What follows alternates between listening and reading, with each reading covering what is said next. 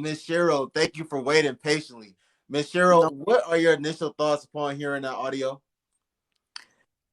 my initial thoughts is it sounds like she has an issue with respect. She doesn't know what that is because if you have to be put in your place, that means there's something out of place. That's my perception on base what she shared. Something in her knows that it's not correct. She's not coming correct. She's not being respectful. That's my short answer. Um, okay, so are you a woman? Because like there's women out here, they say, they don't believe in there being a leader in a relationship. They don't believe in a man leading them. Like if I'm in a relationship with a man, we're in a partnership. And if anybody's leading, both of us are leading the relationship. So as a woman, do, do you want to be led by a man, whatever that means to you? And if so, how do you want a man to lead you? I don't have a problem with being led by a man as long as he's a cultivated leader. So to me, that looks like he has respect. He has integrity. His actions match his words. He's not a. I don't like to say what he's not. Let me say what he is. So yeah, he has emotional intelligence. He's open to options and suggestions. Yeah. So do you want this do you want this quote unquote good guy, or do you want a man that's gonna put you in your place, like whatever putting you in your specific place would mean? What type of man do you want? Okay, so I've had to be put in my place before by my coach. And the reason why is I was being argumentative, disrespectful. I was mocking him because I didn't agree with him. I don't like to have to be put into my place. I mean, there's certain traits that I should already have as a 57-year-old woman. And me doing that was me operating in my hurt space because the reason for the coaching was to do shadow work. So my shadow side can sometimes be a 7-year-old girl, a 16-year-old girl. It's not always necessarily a 57-year-old woman. I had a couple of days like here on this app where you wouldn't think I was 57. You might have thought I was two and having a temper tantrum. Um, I don't like the idea of being put in my place. I don't believe in good or bad. I believe in people growing and evolving based on their perceptions and their experiences and how they define those. So I think we all have potential to be either or. That's why there's duality and polarity. Okay, but I've heard you talk about, I've heard you talk about what your coach said to you that's a man, and how receptive you were to it. But if a man that you were in a relationship with, or a man that you were dealing with, was to talk to you like that, would you say he was being disrespectful? Would you categorize that as toxic masculinity? Would you say he's a misogynist? Like, if you are being argumentative, or if you are a argumentative and combative person in nature, do you want a man that's gonna tell you to shut up? Do you want a man that's gonna like tell you to like shut the f up and like listen to me? Or like, how do you want him to go about it? Because according to this woman in the video, she felt like she was superior to him. She felt like she could walk all over him, and he didn't put her in his place. And I know I'm young, but I don't know a lot of women. Like, I know a lot of women, if they feel like they can walk over a man, or they can talk to a man, however, they're not going to like have that much respect for him. But then, like I said, at the same time, there's all these women out here talking about toxic masculinity and misogyny and men disrespecting women. So like, where's the line? Like, what needs to happen? Okay, so first of all, there's both toxic feminine energy and there's also toxic masculinity, right? It can be either or. There's also healthy masculinity and healthy femininity. It depends on the individual. I do not prefer a man to tell me shut the F up. Has a man told me shut the F up? And yes. And that's because sometimes we match energy with energy. So if I'm being disrespectful and unruly, and he doesn't have the emotional intelligence to handle me in a way that can shift that behavior. Although he's not responsible for a whole other adult in terms of being respectful, she should try to be respectful anyway. But some men don't know how to lead the appropriate way. You know, we have to know who we're choosing, what their history is, what do they think is healthy and unhealthy.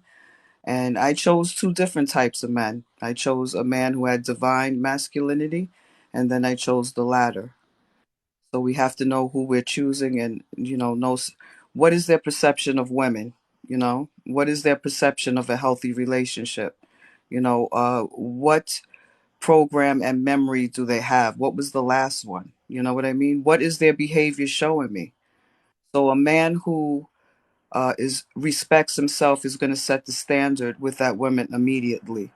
So you're not keep patterning this behavior of disrespect. He's going to let her know right out at the gate by his actions. I demand respect, and that's going to be through. She's going to know that through her observation. How does he treat other people? How does he treat his mother? Well, how does he view women in general? How does he view other men? You know.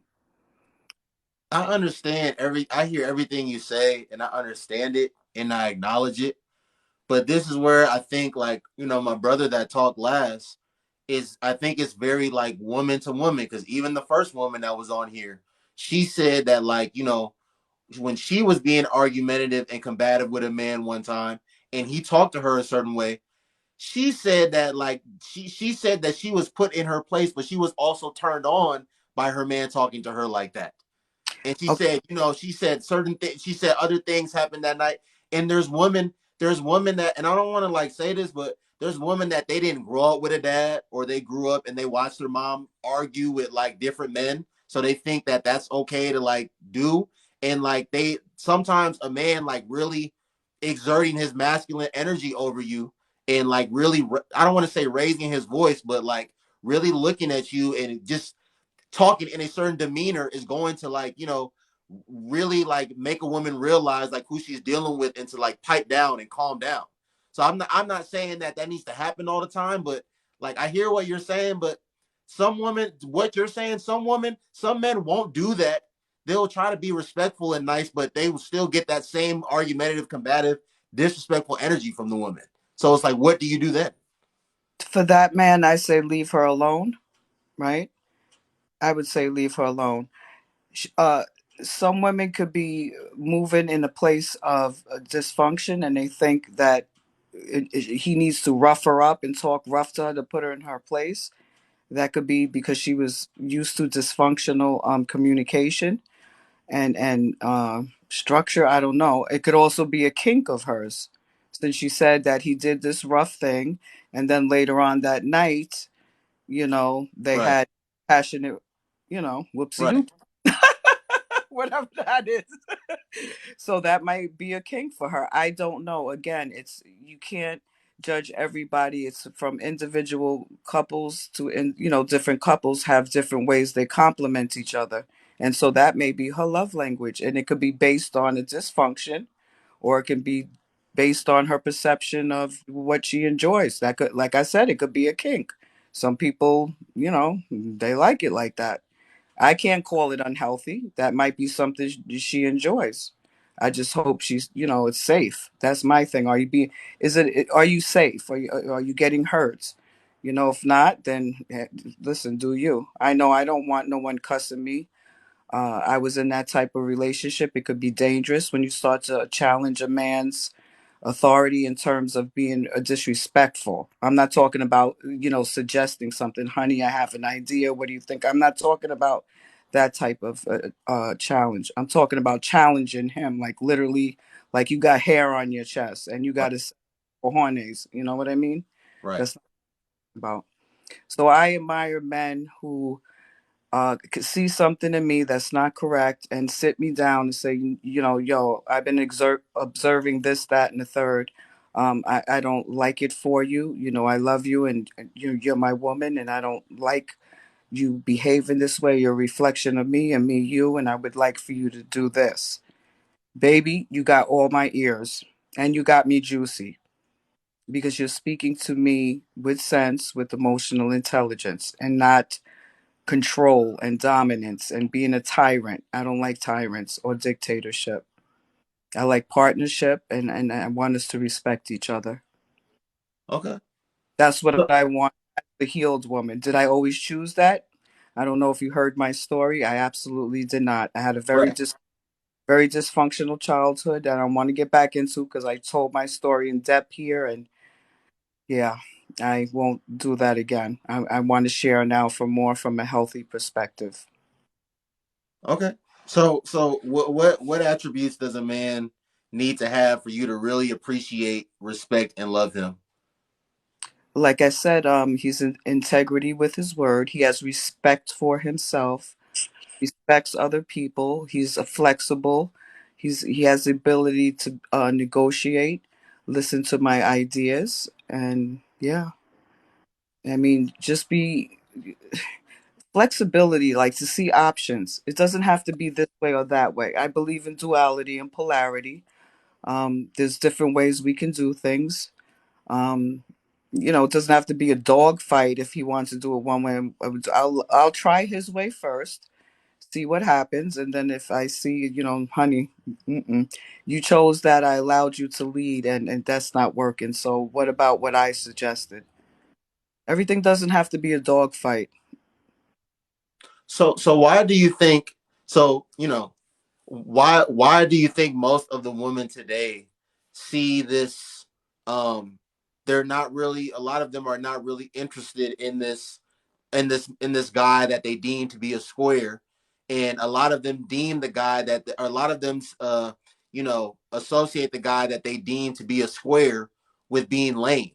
But the wannabe kingpin, the robber, the scammer, the Mm. guy that has all this cash, the guy that's living this spontaneous life, that's able to live this spontaneous lifestyle, but he might not be alive at the end of the month. He might be locked up before the end of the week. Ain't no telling. He might be in a high speed chase. He might be on one or two high speed chases this week. Why is that guy why is that guy so appealing, and why is there such a thrill that comes with that guy versus the guy that like goes to work, goes to the gym, and goes home and is not involved in any of that other stuff? Why do younger women find that other guy to be so much more appealing? It could be that that's they see a lot of that across media, and maybe that's what they're programmed to think is what they should choose. Maybe that's how they were raised up in their home. Maybe their dad was a kingpin, a thug, and so that's their idea of leadership. It could be an adventurous thing again, a kink again. Some women like adventure, but you can find other ways to have adventure. You can go do something that's safe, and it could be fun and adventurous too. So it's based on their perception, past experiences, and But you know, Miss Cheryl, if because that's we talk about the media, and yes, like all the movies, even dating back, like I'm 25, like all the movies, like they all, it's always the bad guy that's like getting the love from like the woman and stuff. It's always the drug dealer, the robber. These are the guys that like got the girls, and that's what they do in the movies. But my thing is, in 2022 today, when they see these guys are the ones that are dogging all of these women out and making them single mothers like time after time again, why is it that like do some women think they're going to be the one that they're not going to end up like all the other women, or that they're going to change that guy? Like, why do they continue to go that way if they see what those guys are doing to these women repeatedly?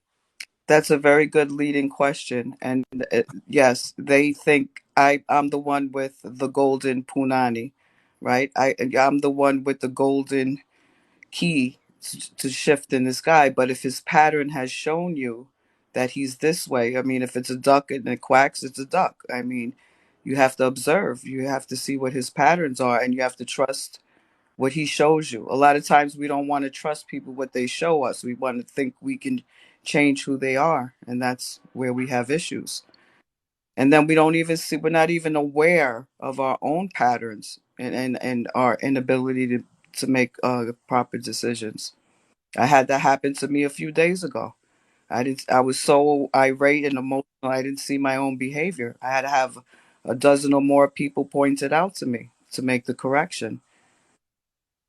So Yeah, because I just, like I'm not. I again, never. again, I think it could be a kink.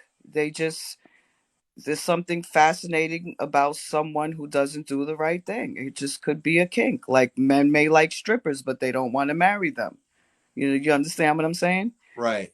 It's the same idea. I'm not saying you do, but you might want to ask a man, why does he like the woman with the BBL and the little tiny waist and the big boobs? But that's not the woman he wants to marry.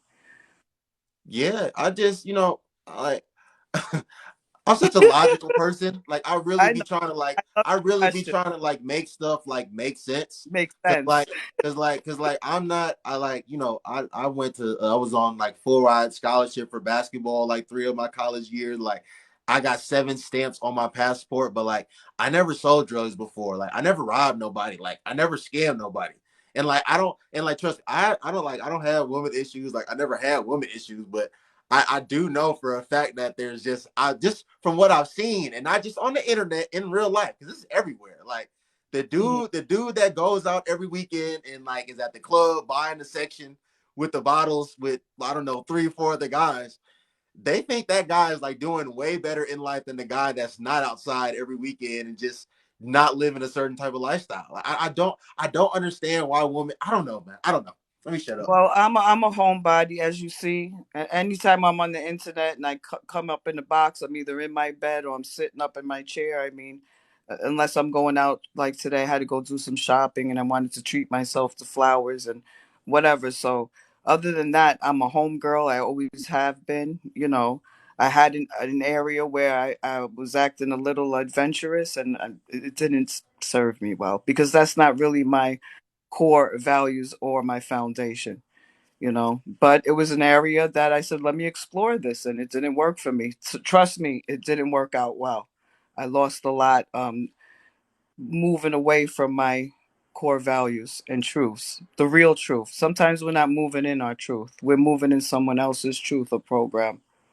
At least, at least, at least you didn't get a At least you didn't. At least somebody didn't make you a single mother though. No, I have 5 children. They're grown, and by one man, and that's because he was my elder. To be honest with you, I was 17. He was 25 years my senior. So he was already mature. I'm not saying that was healthy, ladies, because I got yelled at by the sisters. Do not go out and get pregnant at 17 with a man 25 years your senior, even though it worked out for Miss Cheryl. Don't do that. Okay, just that disclaimer. Wait, wait. Hold Hey, on, you up hold on, wait. So you were when you had your first child, you were 17, and he was. 25 years my senior. I'm also a product of a broken home. I was in foster care. Wait, so So he was my 42. yes, he was, sir. Ooh, the glasses come on, the shade comes out, the tea is spilled. Does that mean I'm not a good woman? No, I don't mean that. I don't want to Oh, get it. Listen, I don't want to get into. I don't want to get into how that. I mean, you can. if you want to briefly just say how that happened, I don't want to be all in your business, but Okay, so this came out already. Like everyone else here is shocked, and it's not funny. This is my lived experience, and I'm sharing it, and it's a teachable moment. Okay, it's a teachable moment. Why do you think I chose a man 25 years my senior? See, this is what we don't do when we're judging women who have several fatherless children, right? But look how my story turned out. I still had 5 children with the same man, and we were together for 30 years. But why would a young girl pick someone 25 years her senior who was a product of a broken home, whose father was inconsistent, an alcoholic, and not there, and a mother who couldn't handle her children, so she decided to put them in foster care? What happens in foundations like that? just no father. Were you looking for a father figure? Daddy issues? Apparently, apparently, because what 17-year-old goes with a man 25 years her senior. Where's the mother? What is the environment? Okay. You get it? Yeah, I Pro get it. domestications, our original foundation. But you know what, Noble? I'm I'm a little triggered because it's a bad memory of being 7 years old and someone coming to take you, and you're seven and you're telling your four, and I don't want sympathy either because I'm victorious. I'm here. I'm speaking sense. My story can teach someone what not to do and what now, how they can disrupt patterns. Okay. So, I was seven telling my 4 year old brother and sister everything was going to be okay. Imagine at seven, you have to go into a nurturing role and tell your younger brother and sister that everything's going to be okay. How did I know that? I'm only seven. I'm an innocent child, but yet that's what I said to my brother and sister. And because I didn't have a family, I wanted a family, and this man provided that for me. Be it right, unhealthy, he shouldn't have been looking for a 17-year-old girl. I agree. But this is what my story is. This is my truth. Yeah. Thank you for sharing that, Miss Cheryl. And I thank you for Problem. being here again tonight. As I said, But again, you are always welcome here. When I see you on, I'm gonna try to get on your platform too. All right. okay, I just want to make this disclaimer. Yeah, go ahead. Want people to know, regardless of their original start, and no matter where they are in life, and know how ugly their picture is, they always have the ability to make a different outcome. As long as they have life and breath, there's always hope. And that's all I want to say. Thank you for listening to me. Peace and blessings to the panel. Thank you for being patient with my story. I appreciate you. Thank Thank you, Miss Cheryl. You have a you, great night. All Noble. right. It's a pleasure. You are a nice guy. I don't know if you had a wife, but I would be attracted to you. Okay. Okay. You have a good night.